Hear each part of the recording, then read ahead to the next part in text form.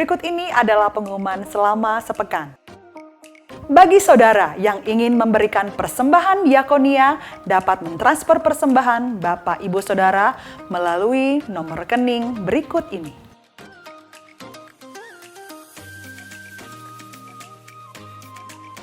GBI Malayati Sunday School Online Service akan mengadakan Pajamas Party pada hari Minggu tanggal 3 Oktober 2021 mulai dari pukul 11. Untuk info lebih lanjut, silakan hubungi Kak Rita dan Kak Laura.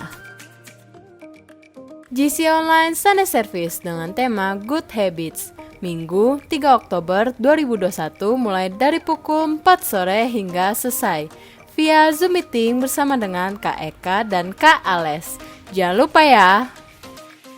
Saya mengajak Bapak Ibu Saudara untuk terus memperkatakan Mazmur 91 agar iman kita tetap dikuatkan oleh Roh Kudus. Bagi Bapak Ibu Saudara yang membutuhkan pelayanan konseling, dukungan doa, ataupun pelayanan lainnya, dapat menghubungi call center berikut ini. Dan khusus bagi Bapak Ibu Saudara yang membutuhkan dukungan doa, dapat mengisi formulir permohonan doa yang terdapat dalam mobile aplikasi GBI Rayon 17 Lampung. Berikut adalah cara untuk mengisi formulir permohonan doa melalui mobile aplikasi. Masuk ke aplikasi GBI Rayon 17, lalu pilih ikon permohonan doa. Isi nama, alamat, nomor telepon, serta permohonan doa yang ingin didoakan. Lalu klik Submit. Diingatkan bagi Bapak Ibu Saudara untuk mensubscribe YouTube channel GBI Rayon 17 Lampung dan aktifkan lonceng notifikasinya. Dan menginstal mobile aplikasi GBI Rayon 17 Lampung melalui Google Play Store dan App Store di handphone saudara. Sekarang waktunya untuk mengikuti ibadah live streaming. Selamat beribadah, Tuhan Yesus memberkati.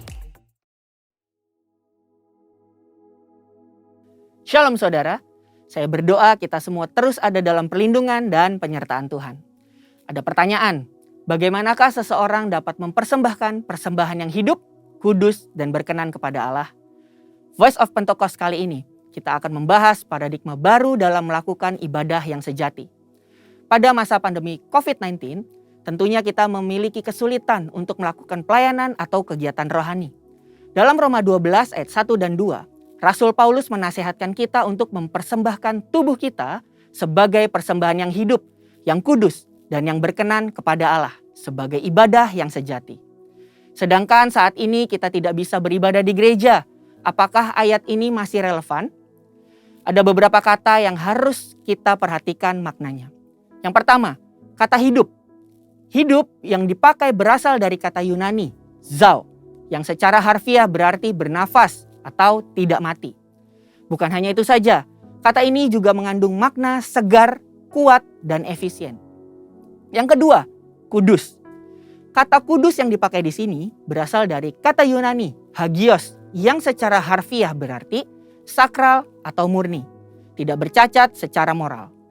Orang percaya yang dikuduskan artinya dipisahkan dan disiapkan untuk setiap pekerjaan yang mulia. Yang ketiga, berkenan kepada Allah. Kata berkenan yang dipakai di sini berasal dari kata Yunani, evarestos, yang secara harfiah berarti menyenangkan atau dapat diterima. Dari ketiga makna tersebut, kita dapat memahami bahwa mempersembahkan tubuh kepada Tuhan haruslah menggunakan seluruh potensi atau karunia yang terbaik yang kita miliki, disertai dengan pertobatan dari dosa, berjalan sesuai dengan kehendak Allah, bukan sesuai keinginan kita. Dengan melakukan itu semua, kita sedang melakukan ibadah yang sejati. Dalam konteks perjanjian lama, pemahaman persembahan sebelumnya selalu merujuk kepada hewan kurban. Dan hewan yang mau dipersembahkan haruslah tidak bercacat celah. Namun, karena Kristus telah mati bagi kita di atas kayu salib, maka Paulus menekankan bahwa tubuh kitalah yang menjadi persembahan itu sendiri. Artinya, dimanapun kita berada, kita sedang beribadah kepada Tuhan. Ada 3 cakupan di mana kita bisa melakukan ibadah yang sejati. Yang pertama, keluarga. Keluarga adalah persekutuan gereja dalam ukuran yang terkecil. Dalam keluarga ada peran sebagai orang tua, suami, istri, dan anak. Apapun peran yang sudah Tuhan tetapkan bagi kita, harus kita jalani dengan sepenuh hati. Kehendak Allah di dalam keluarga kita dapat dilihat dari Efesus 5 ayat 22 sampai 28 dan Efesus 6 ayat 1 sampai 4. Sebagai pasangan suami istri harus menjaga kekudusan dengan setia pada pasangannya. Sebagai orang tua, mendidik anak dengan nilai-nilai firman Tuhan. Sebagai anak, kita bisa menghormati dan berbakti kepada orang tua kita. Yang kedua, lingkungan pekerjaan. Kita dipanggil tidak hanya untuk bekerja, tetapi harus menghasilkan buah. Dan lakukan suatu hal yang lebih dari yang diminta atau do extra miles. Seperti pimpinan yang selalu mendukung bawahannya untuk bekerja lebih produktif dan tidak lupa untuk memberikan apresiasi untuk setiap pekerjaan yang telah dikerjakan. Sedangkan kita yang bekerja dapat do extra miles dengan bertanggung jawab dan proaktif untuk melakukan pekerjaan dan memberikan hasil yang terbaik. Nasihat Rasul Paulus bahwa apapun yang kita perbuat dengan segenap hati, seperti untuk Tuhan dan bukan untuk manusia. Pekerjaan dan ibadah adalah satu kesatuan. Melakukan yang terbaik dalam setiap aspek pekerjaan kita adalah wujud nyata dari ibadah kita kepada Tuhan. Yang ketiga, lingkungan sekitar. Manusia adalah makhluk sosial dan kita lahir di bangsa ini yang memiliki keberagaman. Dalam masa pandemi saat ini, pasti makin banyak orang yang merasakan imbasnya. Disinilah peran kita orang percaya untuk memperhatikan dan membantu kelangsungan hidup mereka. Amsal 19 ayat 17 menulis, "Siapa menaruh belas kasihan kepada orang yang lemah, memiutangi Tuhan yang akan membalas perbuatannya itu." Inilah saatnya kita menolong orang di sekitar kita yang mengalami kesusahan. Seperti apa yang dikatakan Ibrani 13 ayat yang ke-16. Dan janganlah kamu lupa berbuat baik dan memberi bantuan. Sebab korban-korban yang demikianlah yang berkenan kepada Allah. Sekarang kita memahami bahwa kehadiran kita di dalam keluarga, lingkungan pekerjaan, dan lingkungan sekitar adalah wujud nyata dari paradigma baru dalam mempersembahkan tubuh sebagai persembahan yang hidup, kudus, dan berkenan kepada Allah di zaman ini. Jadi, yes, Roma 12 ayat 1-2 masih sangat relevan di zaman sekarang. Saudara dan saya dipanggil untuk menjadi persembahan yang hidup dimanapun Tuhan tempatkan kita. Ingatlah bahwa kita orang percaya yang akan menjadi perpanjangan tangan Tuhan untuk melakukan pekerjaan-pekerjaan yang ajaib. Sehingga banyak orang mengenal Kristus melalui hidup kita. Saudara, untuk penjelasan lebih lengkapnya dari tim teologi kami, silakan buka link yang ada di atas atau scan QR Code yang tersedia. Salam integritas, Tuhan Yesus memberkati.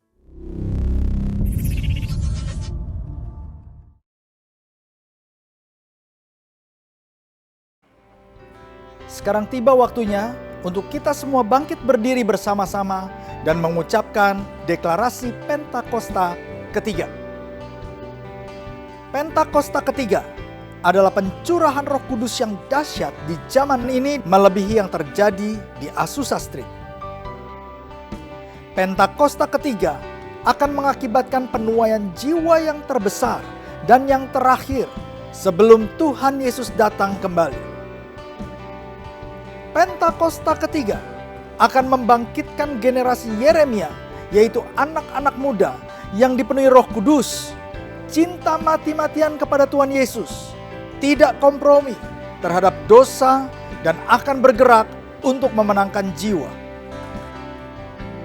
Pentakosta ketiga lahir di Indonesia dan bergerak ke bangsa-bangsa. Gerakan ini dari timur ke barat dan akan kembali ke Yerusalem. Pentakosta ketiga akan memberikan kuasa dan menyelesaikan amanat agung, dan setelah itu Tuhan Yesus datang kembali. Amin.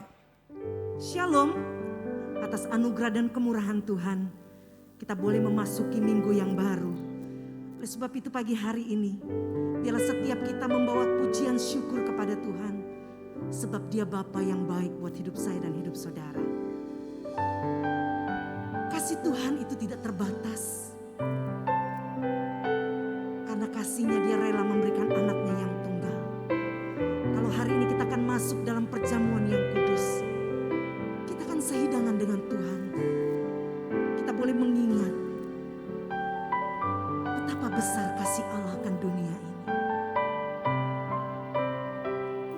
kasih Bapa. Kami bersyukur buat kasih-Mu yang selalu baru setiap pagi buat hidup kami.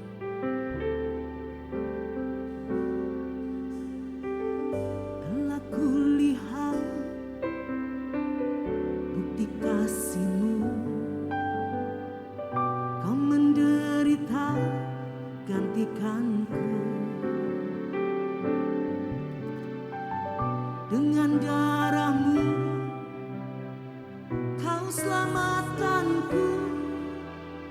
Kini ku hidup menyenangkan-Mu. Telah kulihat bukti kasih-Mu,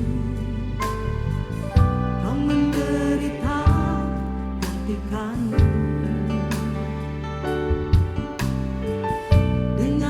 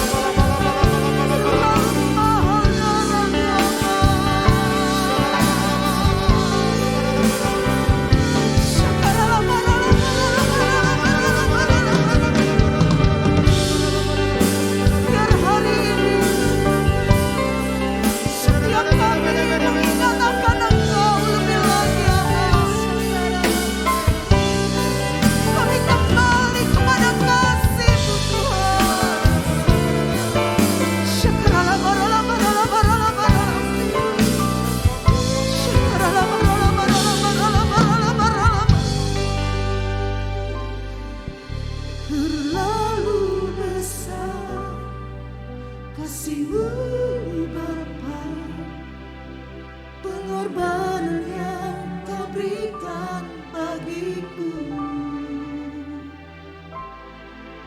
Terlalu mahal darahmu Yesus, tercurah untuk menebus hidupku.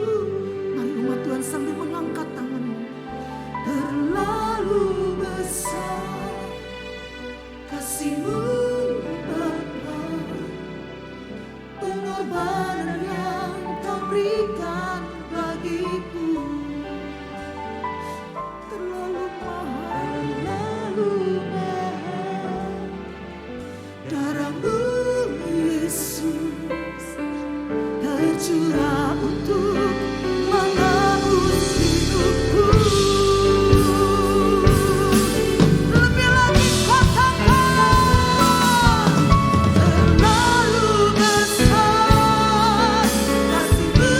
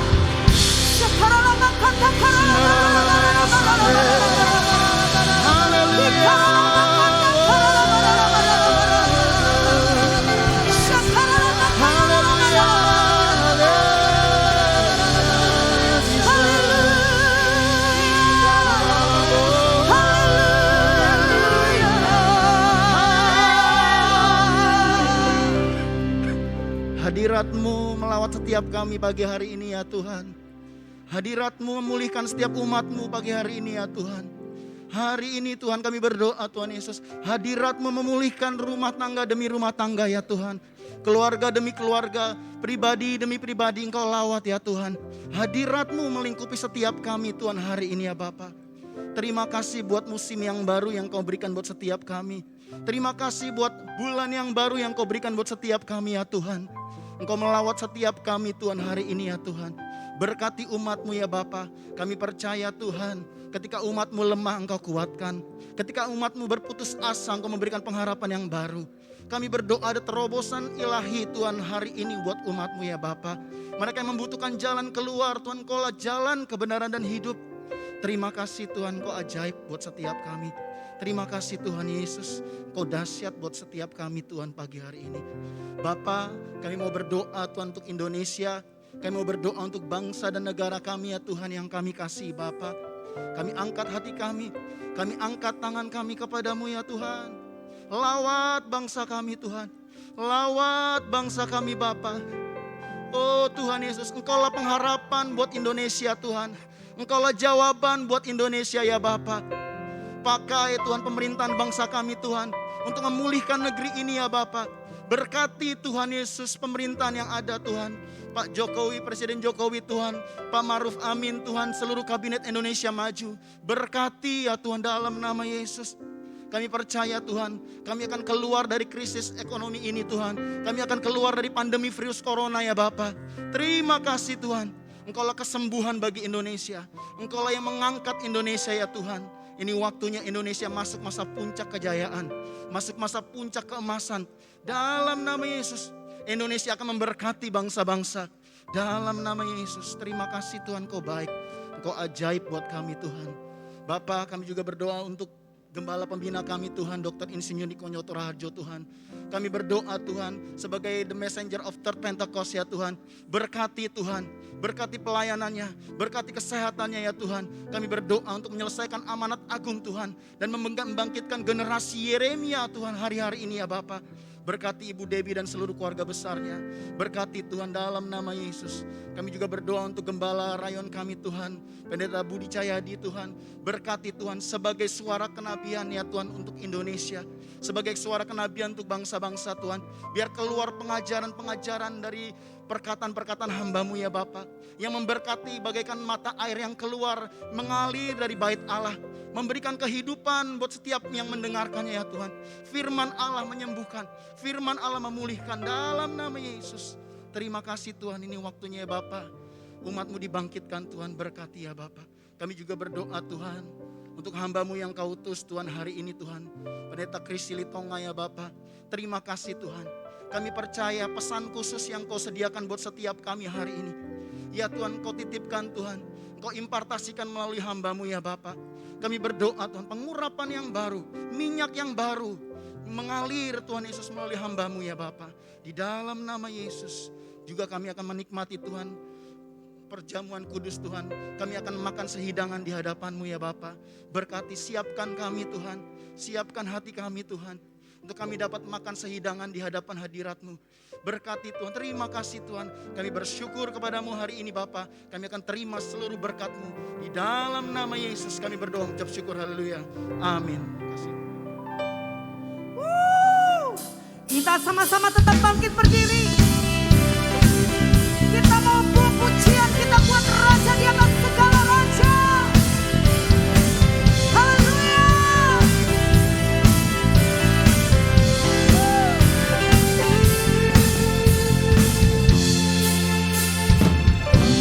Datang bawa pujian, bersama memuji-Mu Tuhan.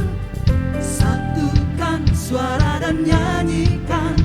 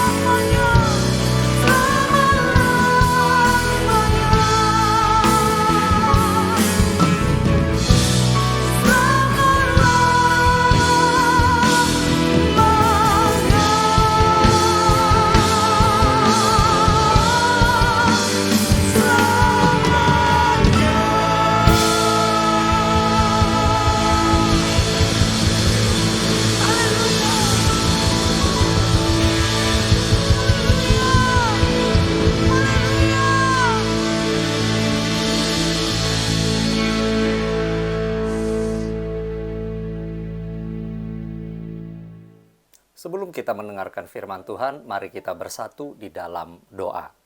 Bapa di surga yang kami puji dan kami sembah di dalam nama Tuhan Yesus Kristus, terima kasih Tuhan, Engkau hadir di dalam doa, pujian, dan penyembahan yang kami naikkan. Sekarang berbicaralah kepada kami ya Tuhan, hadir kembali saat kami akan membahas kebenaran firman-Mu, supaya kami tahu apa yang harus kami lakukan di hari-hari ke depan ini. Urapi hamba-Mu, urapi kami semua, kami siap untuk menerima kebenaran firman-Mu, hanya di dalam nama Yesus Kristus. Haleluya, semua kita katakan amin, amin. Shalom saudara-saudara yang terkasih di dalam Tuhan Yesus Kristus. Sungguh senang bisa menjumpai saudara kembali pada hari Minggu yang luar biasa ini. Sungguh saya percaya dimanapun kau berada, engkau dalam keadaan baik, penuh sukacita karena Roh Kudus melimpah di dalam kehidupanmu. Haleluya. Hari ini saya akan membahas sebuah tema yang judulnya adalah Blessings of Unity, atau berkat-berkat yang tersedia waktu kita hidup di dalam unity. Kita hidup di dalam kesatuan. Saudara-saudara, mungkin Anda berpikir, Pastor, mengenai unity ini kan udah sering dibahas. Kenapa kita harus membahasnya kembali saat ini? Apakah tidak ada tema lain? Tetapi saudara-saudara, saya menemukan justru membahas mengenai unity adalah justru sangat penting, khususnya di hari-hari ini. Saudara, sejak 1,5 tahun ini kita masih terkait dengan apa yang sedang terjadi di seluruh dunia, yaitu pandemi ini. Dan pandemi ini cukup mengubahkan begitu banyak tatanan-tatanan hal-hal yang normal tadinya dalam hidup kita harus segera beradaptasi. Tapi saya juga melihat salah satu tantangan dari pandemi ini adalah, bahkan dua. Yang pertama adalah, kalau pandemi ini berkepanjangan, maka kita akan menjadi didorong, kita akan mulai melihat sesama kita bukan lagi sebagai subjek kasih, namun sebagai subjek ancaman. Kita takut ketemu orang, keluarga sama keluarga takut untuk bertemu. Kenapa? Takut mendapatkan COVID dari orang-orang. Nah, saudara-saudara, ini menjadi tantangan. Saya tidak berkata bahwa kita tidak menjaga prokes. Tentu kita harus jaga prokes. Tetapi apabila pandemi ini terus berkepanjangan, kita tidak lagi bisa menjalankan jati diri kita sebagai orang Kristen, di mana Tuhan Yesus minta supaya kita mengasihi semua orang. Tidak peduli keadaan orang itu, orang yang menganiaya, yang membenci kita sekalipun, harus kita kasihi. Yang setuju katakan amin. Tetapi kalau pandemi ini terus berkepanjangan, maka kita akan menjadi tanda kutip terbiasa untuk menghindar dari orang-orang, untuk tidak peduli sama orang-orang. Bahkan kita menjadi takut sama orang-orang. Kenapa? Karena kita akan memandang mereka sebagai subjek ancaman kepada diri kita dan bukan subjek kasih. Itulah makanya saudara-saudara sekalian, kita harus berdoa dan berupaya supaya pandemi ini segera berakhir dan kita bisa menjalankan kehidupan kita sebagaimana sedia kala, bahkan lebih daripada itu. Setuju katakan amin. Yang kedua adalah kita juga melihat bahwa di tengah situasi pergumulan apapun yang dihadapi, maka kecenderungannya manusia itu akan berfokus kepada hal-hal yang fisik dan bukan hal-hal yang rohani. Dan hal yang sama juga terjadi kepada anak-anak Tuhan. Setiap kali ketemu seseorang, ngobrol, lagi di call atau apapun, yang dibicarakan sakit penyakit, uang, kesehatan, dan lain-lain. Tentu hal itu boleh saja sih dibicarakan. Namun saudara-saudara, kita harus ingat bahwa sebagai anak-anak Tuhan, our spiritual identity comes first. Kita punya identitas secara rohani, kehidupan rohani kita haruslah lebih dahulu, haruslah yang menjadi prioritas, baru kebutuhan-kebutuhan yang bersifat non-spiritual atau hal-hal yang bersifat fisik menyusul kemudian.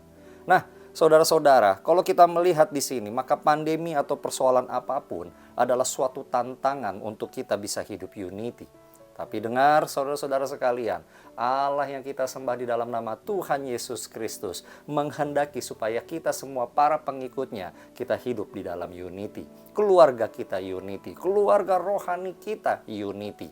Kenapa? Karena di dalam unity itu ada berkat-berkat Tuhan yang luar biasa. Yang setuju katakan amin. Saudara-saudara, kita melakukan unity bukan karena cari berkat. Bukan karena cari berkat, tapi karena memang Allah yang memintanya. Tuhan yang memintanya. Tetapi yang sangat luar biasa, waktu kita melakukan apa yang Tuhan perintahkan, yang seharusnya sebenarnya ya tidak ada berkat di sana karena toh itu perintah Tuhan. Tetapi Tuhan ternyata tetap mencurahkan berkatnya kepada kita yang melakukan apa yang Dia perintah. Hari ini kita akan melihat ada 3 berkat yang Allah sediakan bagi kita semua yang menjalankan unity, baik itu dengan saudara-saudara kita yang seiman maupun dengan keluarga kita. Ada 3 berkat yang luar biasa yang Tuhan curahkan saat kita berunity. Yuk kita buka dulu bagian yang pertama dari firman Tuhan, diambil dari Mazmur 133. Mazmur 133. Dikatakan di sana, nyanyian ziarah Daud, sungguh alangkah baiknya dan indahnya apabila saudara-saudara diam bersama dengan rukun. Seperti minyak yang baik di atas kepala meleleh ke janggut, yang meleleh ke janggut Harun dan ke leher jubahnya. Seperti embun gunung Hermon yang turun ke atas gunung-gunung Sion, sebab kesanalah Tuhan memerintahkan berkat kehidupan untuk selama-lamanya. Haleluya. Saudara-saudara sekalian, kalau kita baca di dalam Mazmur 133 ini dimulai dengan sebuah kata-kata yang positif dan luar biasa. Dikatakan sungguh, perhatikan ayat itu, sungguh alangkah baiknya dan indahnya apabila saudara-saudara diam bersama dengan rukun, atau dengan kata lain unity. Dan sangat menarik sekali keindahan ya, kebaikan dari ketika kita ini hidup unity. Pemazmur menggunakan 2 gambaran yang luar biasa. Yang pertama seperti minyak yang mengalir dari kepala hingga ke janggut dan jubahnya Harun. Yang kedua adalah seperti embun yang mengalir dari gunung Hermon ke atas gunung-gunung Sion. Ada apa dengan 2 gambaran ini sehingga itu dipergunakan untuk menggambarkan indah dan baiknya unity? Yang pertama adalah bahwa minyak itu adalah suatu cara yang Allah tetapkan di zaman perjanjian lama apabila seorang imam atau raja atau nabi diangkat dan ditabiskan untuk jabatan itu, maka perkenanan Tuhan, urapan Tuhan dilambangkan dengan minyak yang mengalir dari kepala bahkan sampai ke ujung jubah, ujung pakaiannya. Ini adalah sesuatu yang luar biasa. Artinya apa? Ketika kita hidup unity, ada perkenanan Allah di sana. Ada sesuatu yang luar biasa dari Tuhan yang diterima oleh orang-orang yang unity. Yang kedua adalah seperti embun dari gunung Hermon ke gunung Sion. Embun dari gunung Hermon ini adalah sesuatu yang penting. Kenapa? Karena Israel adalah masyarakat agraris. Mereka membutuhkan banyak air. Dan embun dari gunung Hermon ini yang memungkinkan terjadinya kelembapan di atas tanah perjanjian. Yang memungkinkan terjadinya ada air turun di tanah perjanjian. Jadi ini berbicara ketika orang unity itu seperti mendapatkan berkat yang luar biasa yang akan memastikan mereka bisa melangsungkan kehidupan mereka. Saudara-saudara, waktu kita hidup unity, nomor 1, berkat apa yang kita terima? Kita mendapatkan berkat pencukupan kebutuhan hidup. Sekali lagi, berkat pencukupan kebutuhan hidup. Saudara-saudara, kalau kita pikirkan mengenai pencukupan hidup, kita tidak bisa hanya berpikir bahwa saya hanya butuhnya makanan, minuman, rumah, pendidikan, pakaian, seperti itu. Kita tidak bisa hanya berpikir hanya itu saja yang kita butuhkan untuk kita bisa hidup. Tetapi manusia, kita semua, kita juga membutuhkan hal-hal lain yang tidak terukur, tetapi mutlak itu harus ada dalam hidup kita. Contohnya, kita membutuhkan rasa aman. Kita membutuhkan rasa tentram. Kita membutuhkan damai sejahtera. Kita membutuhkan rasa tidak menjadi khawatir akan hari esok. Dan tidak peduli sebanyak apapun harta kekayaan yang kita miliki, semua kita tahu. Itu tidak bisa menggaranti 100% untuk mendatangkan damai sejahtera dalam kehidupan kita. Tidak bisa mendatangkan 100% sukacita dalam hidup kita. Nah, saudara-saudara, yang sangat luar biasa dari Mazmur 133, unity ternyata adalah salah satu kunci untuk bisa kita mendapatkan baik berkat fisik maupun juga berkat non-fisik. Berkat fisik apa? Seperti yang saya katakan tadi, terbukanya berkat yang bisa kita pergunakan, kekayaan, benda. tetapi non-fisik juga kita dapatkan. Damai, sejahtera, sukacita, ketentraman. Itu mengalir kepada kita semua yang mau hidup dalam unity. Yang setuju katakan amin. Saudara-saudara, saya mau kasih kesaksian saja supaya Anda menangkap poin saya ini. Di dalam hidup saya menemukan bahwa interaksi di dalam keluarga itu ya memang kadang-kadang ya seperti drama Korea juga ya saudara-saudara. Ada yang manis, ada juga yang aduh sampai bisa mikir kok bisa ya kayak begitu.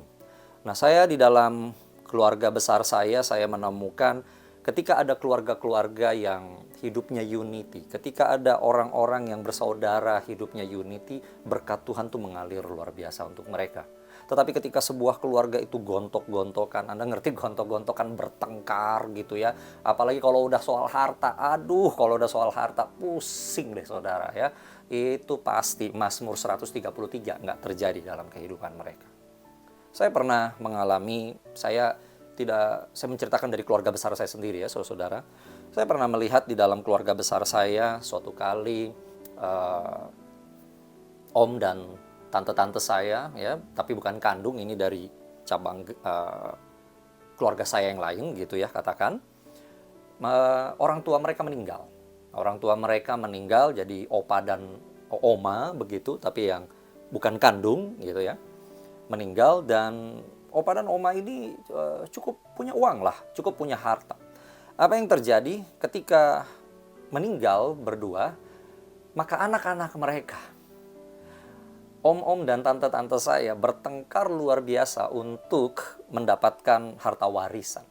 Karena tidak ada surat warisan, tidak ada catatan ini kepada siapa, ini untuk siapa, terjadilah mereka bertengkar satu sama lain. Dan hartanya itu banyak saudara-saudara, bukan J, sudah M-an. Tapi apa yang terjadi, mereka bertengkar, yang ini pakai ini, yang itu pakai itu, segala macam. Ketika hartanya dibagi, itu pun juga masih habis masing-masing untuk menghubungi lawyer masing-masing karena berusaha untuk mendapatkan bagian lebih daripada adik mereka, kakak mereka, ya kan, mereka punya ipar dan yang lain-lain. At the end of the day, akhirnya mereka tidak ada satupun yang saling omongan satu sama lain. Drifted apart, nggak lagi ngomongan. Dan yang tadinya harus dapatnya M-an, akhirnya juga cuma dapatnya J saja yang kecil. Lihat, dan kehidupan keluarga mereka hanya dipenuhi dengan kepahitan demi kepahitan. Padahal mereka berasal dari ayah dan ibu yang sama. Padahal hanya tinggal mereka sendiri yang mereka miliki di dunia ini atas satu sama lain. They don't have any more family. Mereka hanya memiliki satu sama lain. Tetapi dengan keras kepala, setiap kali mau didamaikan, selalu saja yang diungkit adalah mengenai harta warisan. Saudara-saudara, ini adalah kisah yang tragis, tapi sayangnya banyak terjadi. Dan saya berdoa mudah-mudahan tidak terjadi di antara Bapak Ibu Saudara. Tapi kalau ini terjadi di antara Bapak Ibu Saudara sekalian, biarlah ini menjadi peringatan bagimu. Manakah yang lebih penting di dunia ini? Unity dengan saudara-saudaramu, unity dengan keluargamu, atau harta warisan? Atau hal-hal yang dunia? Tentukanlah sekarang. On the other hand, di dalam keluarga saya secara pribadi, ketika kakek dan nenek saya meninggal, saya melihat ada unity yang luar biasa di antara orang tua saya dengan adik-adik mereka. Mereka yang kakak beradik ini unity luar biasa. Tidak ada yang menuntut bahwa harta kakek saya harus dibagi, misalnya, si anak nomor 1 dapat lebih banyak, si anak laki nomor 1 harus lebih banyak. Gak ada yang menuntut si bungsu, contohnya, waktu hari-hari terakhirnya kan saya yang merawat papi mami, jadi saya harus dong dikembalikan uang yang lain-lain. Gak ada yang seperti itu. Gak ada yang bilang, kamu dapatnya segini aja karena kamu anaknya 1, sementara yang di sini anaknya 4, cucunya segini, jadi harus dapat lebih banyak. Gak ada. Gak ada yang mempergunakan anak atau cucu sebagai komoditas untuk mendapatkan istilahnya persenan lebih banyak dari harta kakek dan nenek saya. Gak ada. Semua setiap kali berkumpul berkata, kita tinggal kita ini ya, kita jaga baik-baik ini unity. Kalau bertengkar ada perbedaan pendapat, kita selesaikan. Ingat, kita ini kakak beradik. Dan akibatnya saudara, apa yang terjadi? Ternyata mereka kaget luar biasa. Kakek dan nenek saya yang adalah pejuang tahun 1945-an dengan humble selalu mengatakan dirinya hanyalah seorang mayor, ternyata adalah bintang 2. Dan rupanya ada beberapa hartanya di tempat-tempat lain yang kami nggak tahu. Tetapi semua orang, ya tanah, rumah yang dikontrakan dibalikan semua. Dan orang tua saya, paman, ya tante-tante saya kaget, loh segini banyak hartanya papi mami. Dan ketika itu terekspos, wah mereka dengan setia selalu membahas segala sesuatu bersama-sama, jaga unity. Dan saya masih ingat perkataan salah satu paman saya yang berkata begini, kita jaga ya keharmonisan dan kerukunan di antara kita ini, supaya berkat Tuhan itu makin banyak melimpah atas kita dan anak-anak kita dan ponakan-ponakan kita. Wow. Saudara-saudara, come on, ini sudah tahun 2021. Saya rasa sudah bukan lagi zamannya, apalagi itu di antara anak-anak Tuhan. Keluarga berpisah, keluarga bertengkar karena soal harta. Kekayaan datangnya dari Tuhan. Kekayaan datangnya dari Tuhan. Tapi syaratnya berdasarkan konteks Mazmur 133 ini. Yuk kita hidup unity. Kita hidup unity. Karena di sanalah Tuhan memberikan berkat untuk mencukupkan kehidupan kita, baik lahiriah maupun batiniah. Yang setuju katakan yes. Yang kedua, berkat apa yang kita terima waktu kita unity? Mari kita buka ayatnya, Matius 18 ayat 18 sampai 20. Ini perkataan Tuhan Yesus sendiri. Yesus dicatat di sana mengucapkan kata-kata ini. Aku berkata kepadamu, sesungguhnya apa yang kamu ikat di dunia ini akan terikat di sorga, dan apa yang kamu lepaskan di dunia ini akan terlepas di sorga. Dan lagi aku berkata kepadamu, jika dua orang daripadamu di dunia ini sepakat meminta apapun juga, permintaan mereka itu akan dikabulkan oleh Bapa-Ku yang di sorga. Sebab di mana 2 atau 3 orang berkumpul dalam namaku, di situ aku ada di tengah-tengah mereka. Bapak Ibu Saudara sekalian, perkataan Tuhan Yesus ini adalah perkataan yang Tuhan Yesus ajarkan kepada murid-muridnya. Jadi bukan kepada sembarang orang, kepada murid-muridnya, kepada pengikutnya. Dan di dalam ayat ini ada suatu janji yang luar biasa. Apabila pengikut Kristus, murid-murid Tuhan Yesus berkumpul bersama-sama 2-3 orang dengan sehati, dengan unity, maka apapun yang mereka doakan, permintaan apapun yang mereka naikkan, itu dikabulkan oleh Tuhan. Wow, berkat jawaban doa adalah berkat yang Tuhan berikan untuk mereka yang hidup unity. Haleluya. Saudara-saudara, mengenai doa, itu adalah sesuatu yang memang Allah terus minta daripada kita. Melalui doa kita menjadi dekat sama Tuhan, melalui doa juga kita masuk kepada pemikiran, kepada cara pandang Allah dan tidak tergantung kepada cara pandang manusia. Tetapi juga mengenai doa saya temukan ada begitu banyak orang-orang yang berdoa secara individual. Tetapi perkataan Tuhan Yesus ini memberikan suatu guarantee, suatu garansi, suatu jaminan bahwa ketika 2-3 orang, artinya tidak sendirian, anak-anak Tuhan berkumpul bersama-sama berdoa dan mengajukan permintaan, maka permintaan itu dikabulkan. Wow, saya melihat ini adalah suatu janji yang luar biasa daripada Tuhan Yesus sendiri. Dan saya seringkali suka didebat mengenai hal ini, ya. Saya tidak menemukan janji yang sama ketika seandainya katakan satu orang saja berdoa. Don't get me wrong, jangan tangkap salah apa yang saya katakan. Saya tidak berkata bahwa kita tidak boleh berdoa sendiri atau berdoa sendiri tidak ada gunanya. No, sudah jelas juga di dalam banyak teks Alkitab, kita secara individual, secara pribadi juga harus berdoa sama Tuhan. Tetapi ternyata ketika kita berdoa bersama-sama, ada suatu jaminan doa kita didengar dan doa kita dikabulkan. Kenapa begitu? Karena saudara-saudara, ketika kita berdoa sendiri, kecenderungan kita adalah kita berdoa menurut sudut pandang kita. Dan kita cenderung berdoa yang berarahnya aku sentris. Ngerti ya? Bukan berarti saya tidak bisa mendoakan orang lain atau mendoakan bangsa dan negara secara pribadi. Tentu bisa. Tetapi mari kita akui kalau kita doa pribadi itu adalah sesuatu yang pribadi kita dengan Tuhan.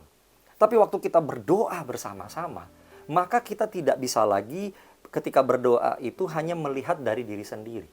Kita juga harus melihat kepentingan orang lain. Bahkan kita melihat kepentingan yang lebih besar. Contoh. Kalau Anda sendiri lagi berdoa sama Tuhan dan Anda lagi bergumul, tentu Anda minta supaya Tuhan turun tangan atas persoalanmu, Tuhan memberikan solusi dan yang lain-lain. Tapi ketika engkau sedang bersama-sama dengan anak-anak Tuhan yang lain, ya, tentu engkau akan berdoanya minta supaya Tuhan memberkati saudara-saudaramu itu. Tuhan turun tangan terhadap persoalan yang jauh lebih besar daripada persoalanmu. Kan nggak ada gitu loh. Orang datang, umpamanya ke kul, lalu bilang, saudara-saudara tolong doakan saya ya. Oh ya, tolong doakan. Oke, tolong semuanya tumpang tangan ke saya akan doakan diri saya, yang lain tumpang tangan ke saya. Kan nggak ada yang kayak begitu, betul nggak? Waktu kita datang ke persekutuan, ke kul gitu ya, lalu bilang, saudara-saudara tolong dong doakan saya. Lalu siapa yang doakan kita? Ya bukan kita sendiri. Yang doakan justru adalah saudara-saudara kul kita. Dan seringkali pasti Anda yang di kul, Anda langsung mengerti ya. Anda akan melihat bahwa doa-doa yang diucapkan ternyata melampaui apa yang kita pikirkan. Kata-kata yang meluncur dari saudara-saudara rohani kita itu lebih daripada apa yang kita harapkan. Nah, sekarang pertanyaannya, hari-hari ini Anda sering nggak atau suka nggak berdoa bersama-sama dengan yang lain? Saya mau bilang begini ya, saudara-saudara, saya mengasihimu semua, tapi please jangan jadi yatim piatu rohani. Apalagi nih Pastor Chris, yatim piatu rohani. Jangan jadi yatim piatu rohani. Ada di gereja tapi nggak punya saudara rohani. Yang sudah ada di kul tetap di kul. Yang belum gabung kul, gabung ke kul sekarang. Supaya engkau bisa mengalami yang namanya 2-3 orang ini berkumpul dan menaikkan doa kepadamu. Seringkali saya menemukan ketika orang-orang Kristen sedang bergumul dengan persoalan hidupnya, mereka berdoa sendirian. Mereka berdoa sendirian. Mereka nggak tahu kepada siapa lagi bisa mengharapkan. Lalu mulai menuduh gereja tidak peduli dan yang lain-lain. Padahal sudah ada saudara-saudara wadahnya supaya engkau tidak sendirian. Gabung ke kul. Di sana banyak saudara-saudaramu yang akan bangun perisai doa, benteng doa untuk engkau. Dan engkau sendiri pun juga bisa menjadi kubu doa dan benteng perisai untuk saudara-saudaramu yang sudah membutuhkan. Ingatlah bahwa Tuhan menyelamatkan kita bukan supaya kita ini sendirian, tetapi salah satunya supaya kita menjadi bagian dari keluarganya Allah, dari persekutuan murid-murid Tuhan, persekutuan anak-anak Tuhan. Yang setuju, katakan amin. Oleh karena itu saudara-saudara, please, mari kita jaga unity, naikkan doa-doa kita sebagai kesatuan anak-anak Tuhan. Yang mengerti katakan amin.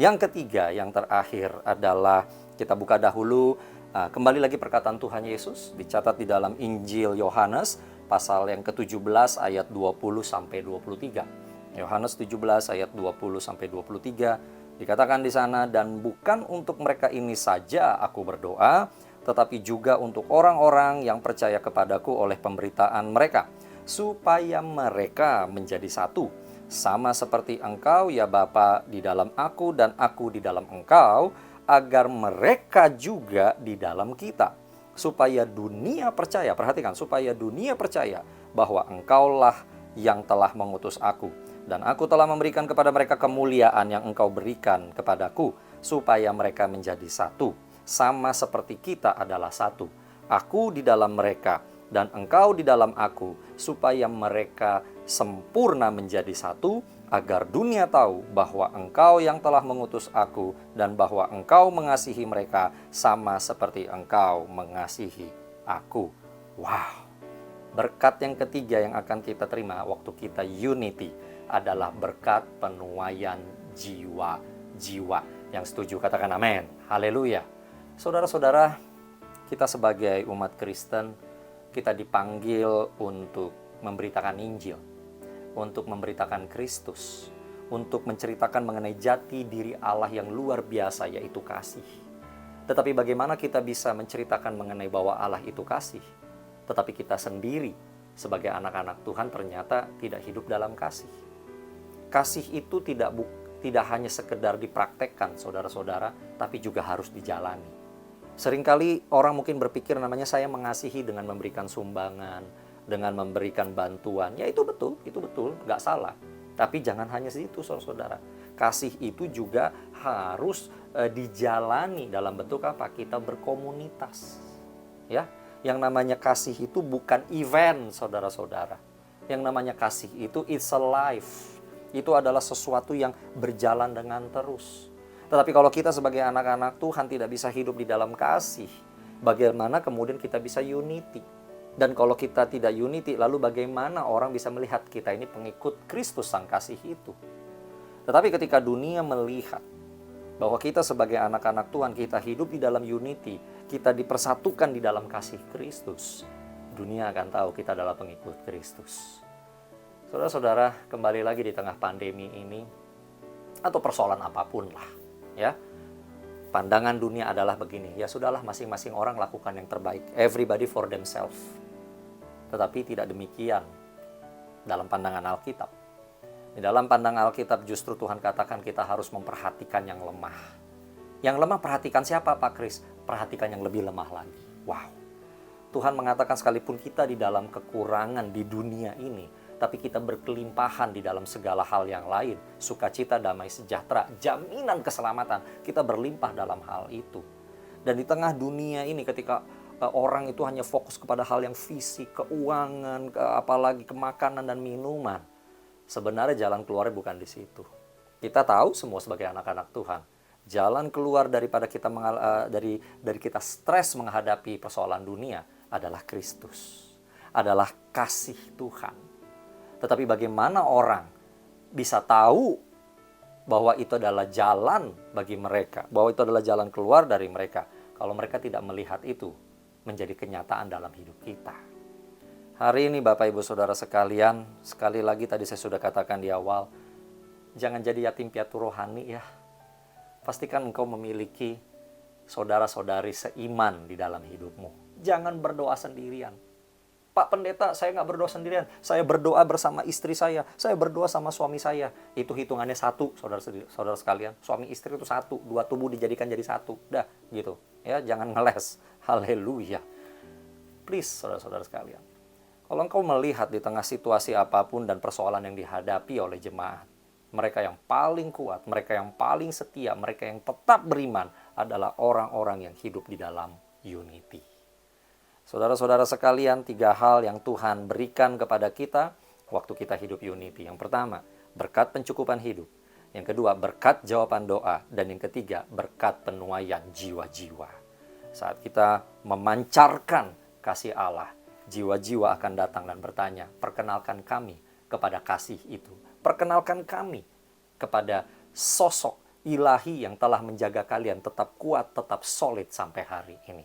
Biarlah apa yang kita pelajari dari firman Tuhan ini, kita tampil sebagai pelaku-pelaku firman tersebut. Haleluya. Mari kita satu di dalam doa.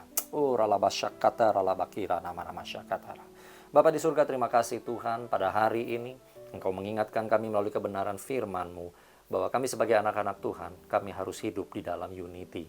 Ini bukan cuma sekedar perintah, tetapi ini juga berbicara mengenai identitas, dan ini juga sedang berbicara bahwa Engkau rindu untuk memberkati kami. Tuhan, di era susah ataupun pandemi yang belum berakhir ini, ingatkan kami selalu Tuhan akan identitas kami sebagai pengikut-Mu, sebagai orang-orang yang hidup oleh karena kasih karunia-Mu, dan yang juga harus mempraktekkan, membagikan kasih itu kepada saudara-saudara kami maupun orang-orang yang belum mengenal Engkau. Terima kasih Bapa di surga, ingatkan kami selalu bahwa kami dipanggil untuk menjadi insan yang membawa unity dan membawa kemuliaan nama-Mu, kasih-Mu kemanapun Engkau utus kami. Terima kasih Bapa di surga, sempurnakanlah pemberitaan firman ini ya Tuhan dalam diri setiap anak-anak-Mu yang telah mendengarnya. Jadikan mereka semua pelaku-pelaku firman yang luar biasa. Haleluya, haleluya, segala puji, hormat, kemuliaan kami naikkan kepadamu hanya di dalam nama Yesus Kristus. Haleluya, amin, amin. Shalom, Tuhan Yesus memberkati. Saudara yang dikasihi Tuhan, saya percaya bahwa kita semua sudah diberkati melalui firman Tuhan yang disampaikan oleh hambanya. Saya mau mengundang kita semua untuk bangkit berdiri. Dan sebentar kita akan masuk ke dalam perjamuan kudus. Mari kita persiapkan roti dan anggur perjamuan kudus kita. Mari kita arahkan hati kita kepada Tuhan Yesus dan kita berdoa. Bapa di surga, kami bersyukur untuk firman yang telah disampaikan. Dan sebentar kami akan masuk ke dalam perjamuan kudus, yaitu perjamuan Tuhan. Layakan kami untuk duduk sehidangan dengan Tuhan. Firman Tuhan mengingatkan kepada kita semua, setiap kali kita mengambil bagian dalam perjamuan kudus, hendaklah setiap kita memeriksa hatinya masing-masing. Kalau masih ada dosa dalam hidup kita yang belum dibereskan di hadapan Tuhan, mungkin masih ada sakit hati, iri hati, kekecewaan, kepahitan, kebencian, amarah, atau masih ada hal-hal dosa-dosa yang kita sembunyikan yang orang lain gak tahu. Mari saat ini adalah waktunya kita mengaku akan dosa kita. Mengaku dan minta ampun kepada Tuhan Yesus. Supaya kita dilayakkan untuk duduk sehidangan dengan Dia. Mari ambil waktu untuk berdoa.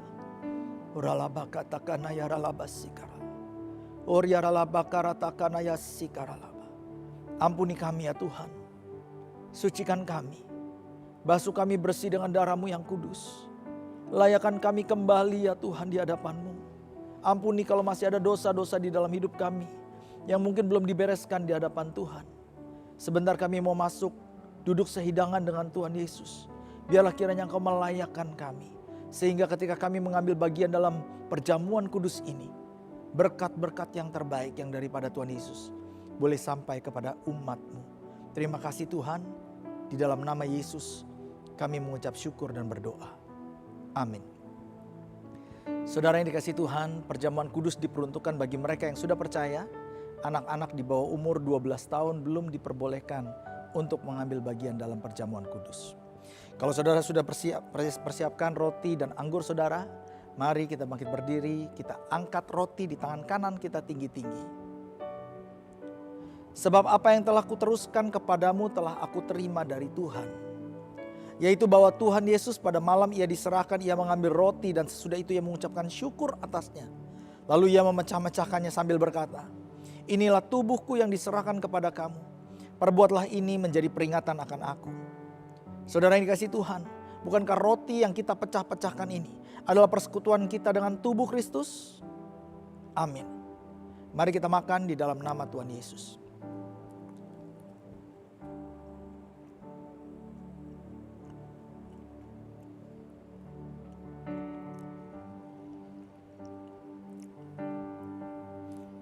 Kita angkat cawan di tangan kanan kita tinggi-tinggi. Demikian juga ia mengambil cawan sesudah makan lalu berkata, cawan ini adalah perjanjian baru yang dimateraikan oleh darahku. Perbuatlah ini setiap kali kamu meminumnya menjadi peringatan akan aku. Saudara yang dikasihi Tuhan, bukankah cawan pengucapan syukur yang di atasnya kita ucapkan syukur adalah persekutuan kita dengan darah Kristus? Amin. Mari kita minum di dalam nama Tuhan Yesus Kristus.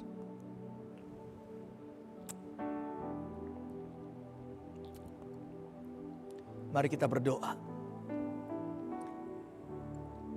Bapa di surga, kami mengucap syukur untuk pengorbanan-Mu yang ada di atas kayu salib. Bersyukur untuk karya penebusan-Mu. Kami yang seharusnya binasa, tapi kami memperoleh hidup yang kekal. Karena Engkau memberi diri-Mu untuk disalibkan di atas kayu salib. Terima kasih. Kami yang seharusnya terkutuk, justru kami menjadi orang-orang yang diberkati. Karena apa yang telah Kau buat atas kami. Terima kasih Tuhan. Oleh sebab itu, pada saat ini hamba-Mu berdoa. Biarlah kiranya umat-Mu yang sakit, saat ini Kau jamah mereka mengalami kesembuhan di dalam nama Tuhan Yesus. Sebab oleh bilur-bilur-Mu kami telah disembuhkan. Mereka yang sedang berdoa menantikan mujizat, biarlah kiranya mereka menerima mujizat itu. Mereka yang berdoa untuk pemulihan, biar kiranya Engkau memberikan pemulihan itu terjadi dalam kehidupan mereka. Terima kasih. Terima kasih Tuhan. Kami bersyukur kepadamu. Di dalam nama Tuhan Yesus, kami mengucap syukur dan berdoa. Bersama-sama kita katakan, amin. Dan sekarang tiba waktunya bagi kita untuk memberikan persembahan. Saudara bisa memberikan persembahan dengan 3 macam cara. Yang pertama dengan melakukan bank transfer melalui ATM atau melalui mobile banking ke rekening yang saat ini tampil di layar saudara. Atau yang kedua dengan melakukan e-payment dengan men-scan QR yang ada di layar saudara. Atau yang ketiga, saudara bisa masukkan persembahan saudara ke dalam amplop dan saudara bisa membawanya ke gereja lalu kemudian memasukkannya ke dalam kotak persembahan yang ada di gereja. Kalau saudara sudah siap, saya mengundang kita semua untuk bangkit berdiri sekali lagi dan bersama-sama kita angkat persembahan kita dan kita akan mengucapkan deklarasi persembahan kita bersama-sama. Tahun 2021 adalah tahun integritas. Tahun 2021 adalah tahun taat dan percaya. Pada saat kami membawa persembahan, kami percaya pintu sorga terbuka dan berkat Tuhan dicurahkan. Saya menerima pekerjaan, bisnis, sekolah dan kuliah yang lebih baik. Keuntungan, bonus dan aset dilipat kali gandakan. Semua transaksi akan dibuat berhasil. Pelanggan lama dan baru Tuhan datangkan. Semua pembayaran dapat dilunasi. Memiliki rumah di bumi dan di sorga. Menerima hadiah, kejutan dan penghargaan. Yang belum punya pasangan diberikan jodoh. Mempunyai keluarga yang harmonis dan tidak ada kemandulan. Segala penghalang, penyakit dan kerugian akan dihalau dari dalam hidupku, dari dalam keluargaku, dari dalam pekerjaanku dan bisnisku. Dan ini adalah waktu untuk memberikan persembahan di dalam nama Tuhan Yesus. Bersama-sama katakan haleluya. Amin. Saudara yang dikasihi Tuhan, sebentar kita akan mengakhiri ibadah kita. Sekali lagi saya mengundang kita semua untuk bangkit berdiri dan kita akan menerima doa berkat bersama-sama. Angkat tanganmu dan arahkan hatimu kepada Tuhan. Demikianlah akan terjadi jika kamu mendengarkan firman Tuhan dan melakukannya dengan setia. Maka terhadap engkau, Tuhan Allahmu akan memegang perjanjian dan kasih setianya yang telah diikrarkannya kepadamu dengan sumpah. Ia akan mengasihi engkau, memberkati engkau, dan ia akan membuat engkau menjadi banyak. Ia akan memberkati buah kandunganmu, hasil bumimu, gandum, anggur, serta minyak, anak lembu sapimu dan kambing domba, dan segala ternak yang dipercayakan kepadamu akan menjadi ternak yang diberkati oleh Tuhan. Apapun yang dikerjakan oleh tanganmu menjadi berhasil.